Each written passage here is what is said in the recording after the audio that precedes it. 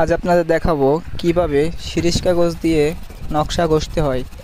শিরিষ কাগজটি এভাবে নিয়ে ভাঁজ করে এভাবে আস্তে আস্তে নকশার শির অনুযায়ী নকশাটি ঘষতে হবে। একটি নকশা অনেকক্ষণ ধরে ঘষতে হবে যাতে করে নকশাটি পরিপূর্ণভাবে ঘষা হয়।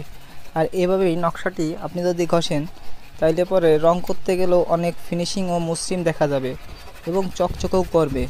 কারণ নকশার একমাত্র প্রাণই হচ্ছে ঘষা। যদি আপনি শিরিষ কাগজ দিয়ে নকশাটি ভালো করে ঘষে নিতে পারেন তাহলে আপনার নকশাটা অনেক সুন্দর দেখা যাবে ও মসৃণ হবে। তাই প্রতিটি নকশার ক্ষেত্রে শিরিষ কাগজ ব্যবহার করা সবথেকে উপযোগী। তাই শিরিষ কাগজ দিয়ে নকশার ফিনিশিং আনতে হয়। আর এই নকশার ফিনিশিং আনতে নকশাটি ভালো রং করতে শিরিষ কাগজ ব্যবহার করা হয় প্রথমেই। তাই শিরিষ কাগজ দিয়ে ভালোভাবে ঘষে নিতে হবে এবং জিনিসটি খুবই মসৃণ হয় কিনা এটা নিজের হাত দিয়ে অনুভব করে দেখতে হবে।